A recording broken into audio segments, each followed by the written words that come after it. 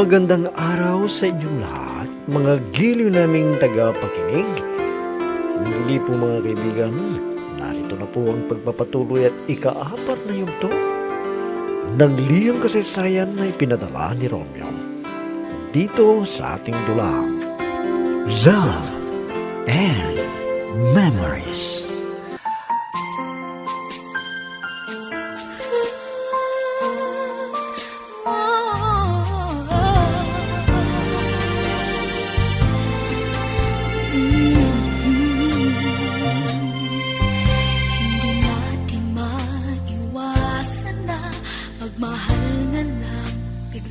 Sound check. Tinulungan ni Joy ang inay noong inatake siya. At lagi rin na nagbibigay ng mga groceries at ilang pangangailangan sa bahay. Patitigilin ko na sana sa ginagawa niya ngayon, pero pinipilit pa rin niya ang gusto niya. Minsan inadatnan ko rin si Christy sa bahay namin. At nilalamahan ang mga marunong nito. At nagluto, naglinis, dahil nahihiya ko sa ginagawa ng nobyo ko. Halata ko na gusto nitay ang ugali ni Christy.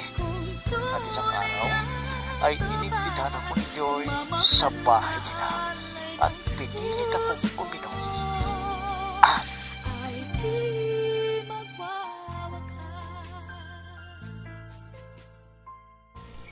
Joy, uwi na ako. Gabi na, siguradong hinahanap na ako dun sa bahay. Tsaka, umiikot na rin ang paningin ko. Huwag ka munang umuwi, Romeo. Dito ka pa at magkwentuhan pa tayo. Nakakaya sa'yo eh. At sa mami mo, baka umuwi at madanon niya tayo dito. Umiinom ng alak. Huwag kang mag-alala. Hindi sila uuwi ngayong gabi eh. Kaya samantalain natin ang pagkakataon. Joy, uuwi na ako. Ipadama Ayos ako. muna ang iyong mainit na pagmamahal. Bitawan mo ako. Bitawan mo ko, Romeo, Joy. mahal kita. Oh, Joy, tama na. Nakakinis. Tama Ano na. ka ba, Romeo? Bakla ka ba? Hindi ka tunay na lalaki. Bakla! Bakla! Hindi ako bakla. Lalaki ako. Lalaki! Kung ganun, patunayan mo na lalaki ka nga. Pero halata na bakla ka. Bakla pala. Pues, patutuloyan ko sa'yo ngayon. Oh, Romeo. Romeo. Romeo.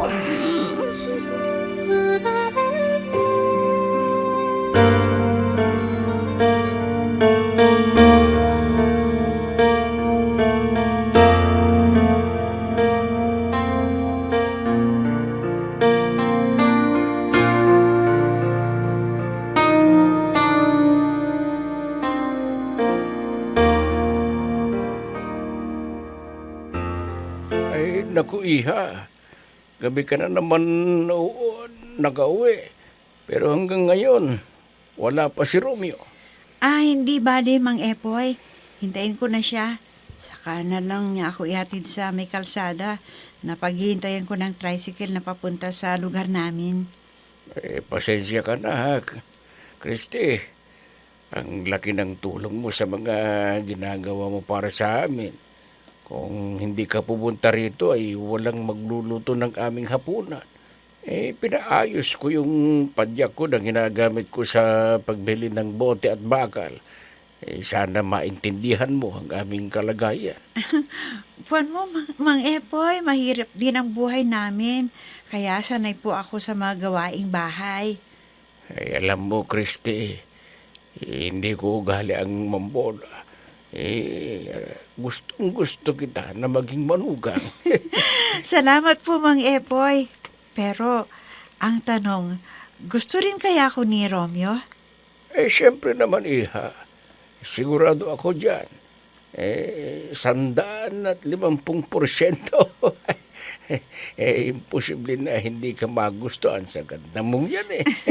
Naku, Mang Epoy, mapagbiro rin kayo.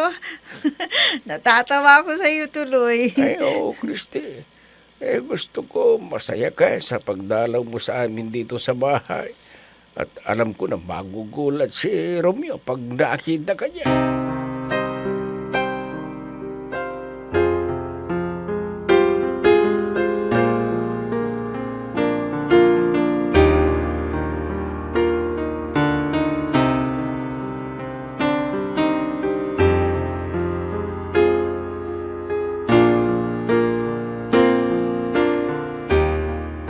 Oh, nandito na tayo sa gilid ng kalsada. Dito na ako maghihintay ng tricycle na sasakyan ko. Alam mo, napansin ko, nakainom ka. May problema ka ba? Kanina ko palat ang malungkot ko eh. Kuhan, Christy. Wala naman akong problema eh. Niyaya lang ako ng kaibigan ko na uminom ng konti. Alam mo, kahit sandali pa lang ang relasyon natin, kabisado ko na yung ugali mo. Alam ko na may problema ka. Pwede bang sabihin mo sa akin? Baka sakaling matulungan kita. Huwag ka na magalala sa akin, Christy. Talagang wala akong problema. Nakainom lang ako ng konti. Nahiya ako na makipag-usap sa iyo eh. Dahil naamoy mo tuloy yung amoy alak sa akin. Ganun ba? Ayos lang sa akin na nakainom ka. Natural lang sa isang lalaki yan. Kaya naiintindihan kita. Ano kaya kung malaman niya na may nangyari sa amin ni Joy? Napasubo yata ako sa kanya. Oh, bigla ka na lang natahimik dyan. At pabulong-bulong ka pa. May sinasabi ka ba? Kuhan, Christy. Ang masasabi ko lang sa iyo eh, mahal na mahal kita. Ikaw lang ang babae sa buhay ko. Alam ko naman yan eh. Mahal din kita. Para sa akin, ikaw ang una at huling lalaki na mamahalin ko.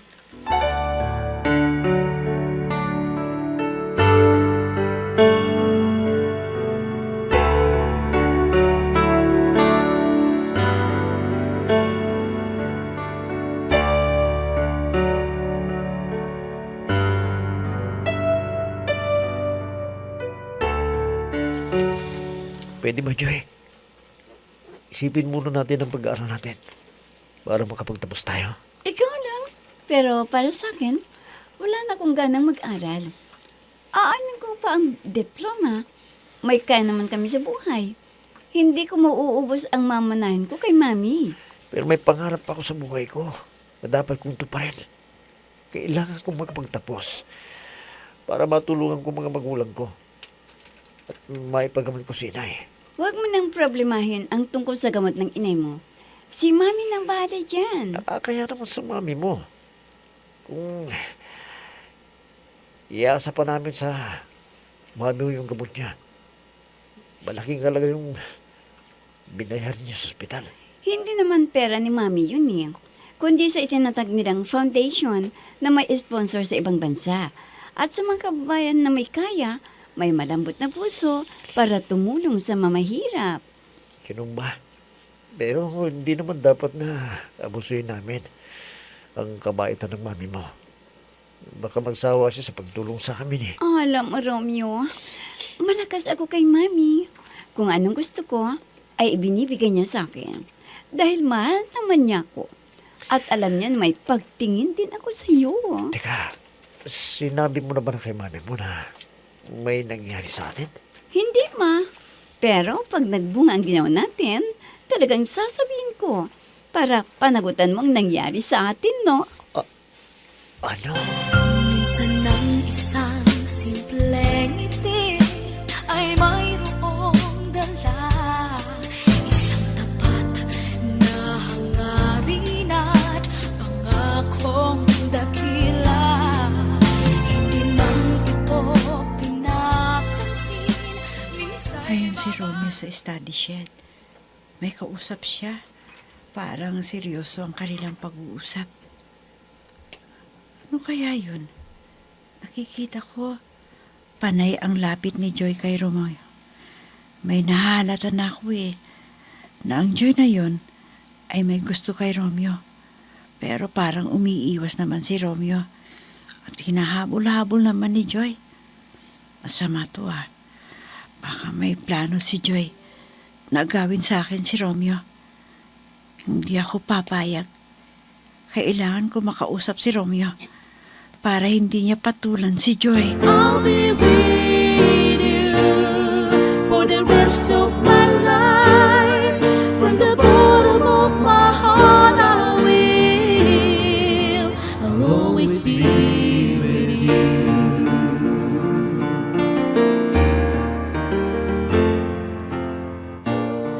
Romeo, nakita ko na kayo na nag-uusap ni Joy doon sa study shed. Parang seryoso ang yung pag-uusap. Ano ba yun? Wala. May sinabi lang sa akin si Joy tungkol sa mga gamot ni inay. Wala na raw akong problema dahil sagot na ng foundation nila ang tumulong kay inay. Ganun ba? Pero halata ko na dumidikit siya sa iyo eh. Baka inaakit ka niya kung gamitin niya ang pera niya. Huwag ka namang mag-isip ng ganyan, no? Wala akong pagtingin sa Joy na yon. Kaya hindi ko siya mapatulan. Dahil sigurado ako na light-lightin lang ako ng mami niya. Sana nga hindi siya gagawa ng paraan para mapansin mo siya. Sa tingin ko kasi may gusto sa iyo. Alam mo naman na mahal kita. Magtiwala ka lang sa akin, no? Hindi kita sasaktan. Salamat naman kung ganun. Sana huwag mong sirain ang relasyon natin ha. Dahil alam mo naman, mahal kita. Ayokong maagaw ka sa akin ni Joy. Huwag ka mag-alala. Lagi kong tatandaan ang masayang relasyon natin. At hindi ko kayang mawala ka sa akin, Christy. Hindi.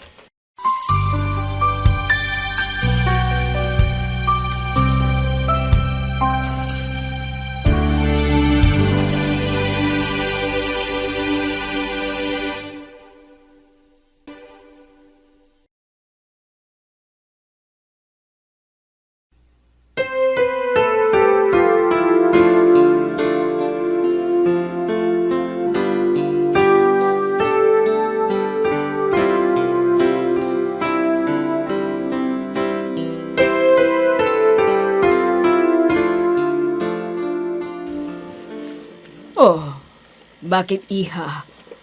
May problema ka ba? Ano yun? Sabihin mo sa akin. Kwan po, Mami. May isang babae na dumidikit kay Romeo.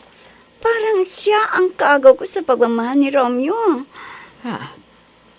Ano ngayon ang plano mo? Para hindi na niya lapitan si Romeo. May plano nga ako, Mami. Gagawa ko ng paraan para panugutan niya ako. Ano? Pero iha, baka naman wala siyang pagtingin sa iyo. Na ikaw lang ang may gusto. Baka hindi kayo magkasundo kung sakaling pikutin mo siya. Basta, Mami, akin lang si Romeo. Mahal ko siya, Mami. Kaya sana ay hindi kayo hadlang sa aking kaligayahan. Oo naman, iha.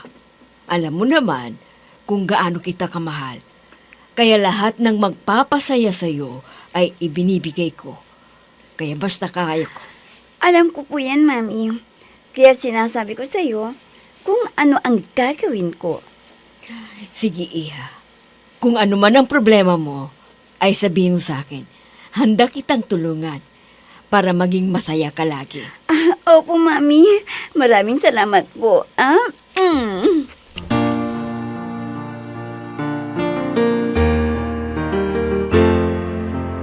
I'm so blessed I have you, 'cause you gave the world to me.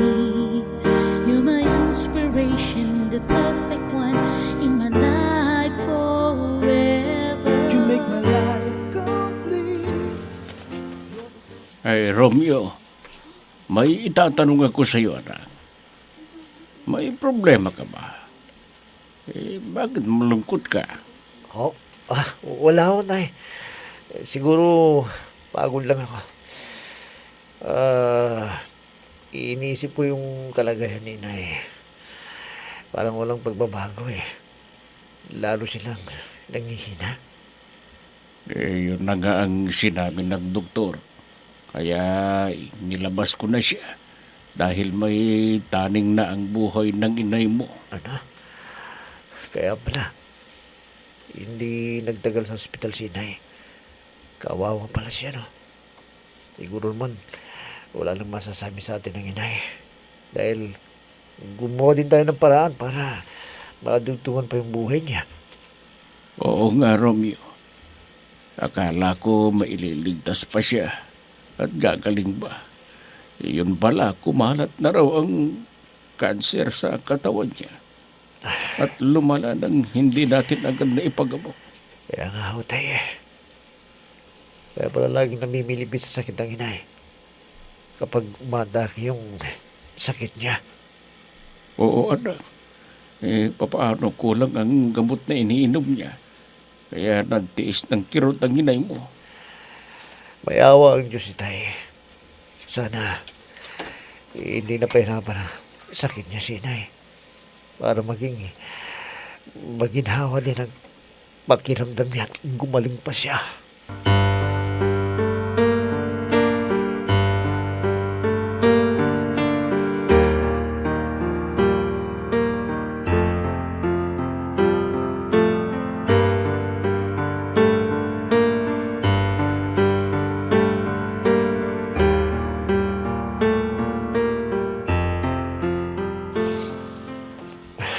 Naku, babae ito talaga oh.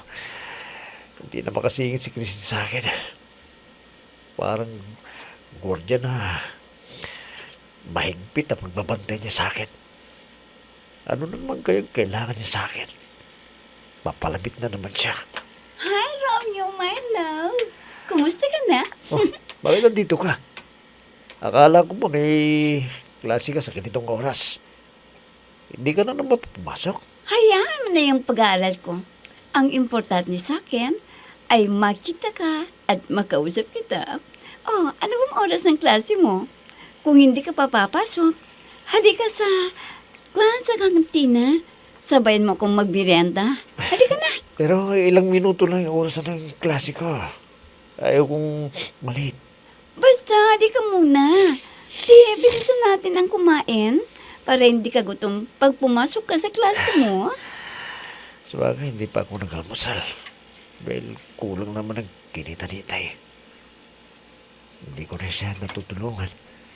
Dahil may exam kami kahapon. Oh, bakit natahimik ka dyan?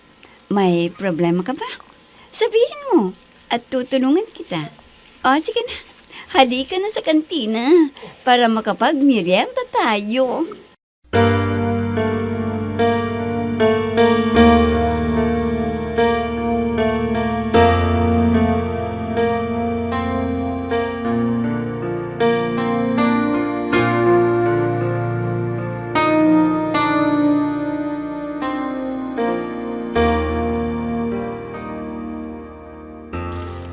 Ayun na naman.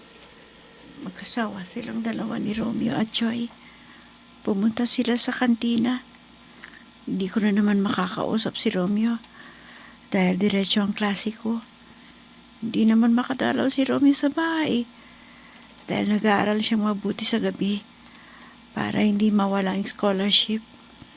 Hindi bali. Sa ibang araw ko na lang siya kakausapin.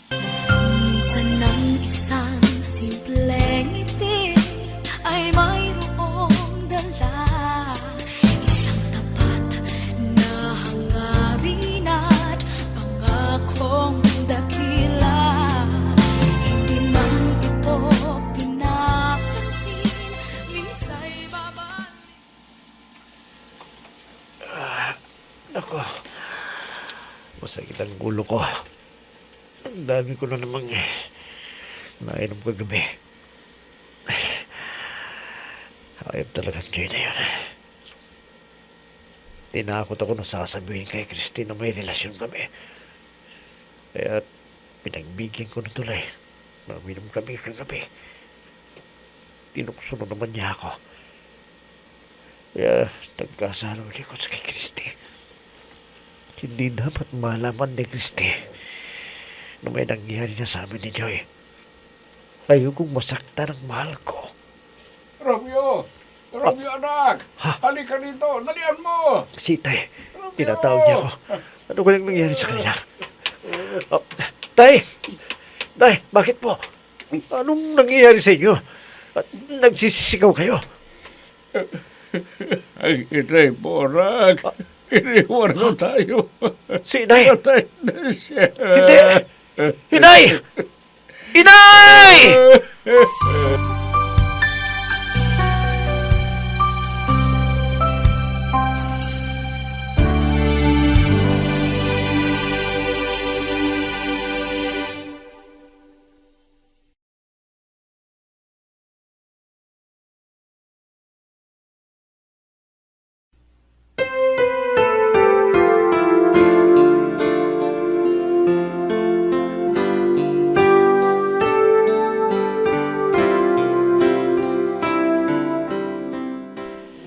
Ano kaya ang naghihintay na kapalaran kay Romeo?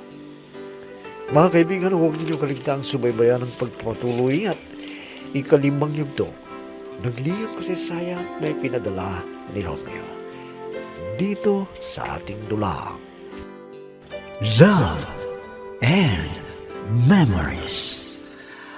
Mga nagbibigay buhay sa ating dula ay sina Mayra Abrihal Narnola, Susan Malikdem, Robert de Guzman, Yehuda Ismael, Eva Alcoriza, Jun Cabato, Ami Diaz, at si Oscar Ora. Technical supervision at musika ni Oscar Ora. Nilapatan ng tunog ni Robert de Guzman.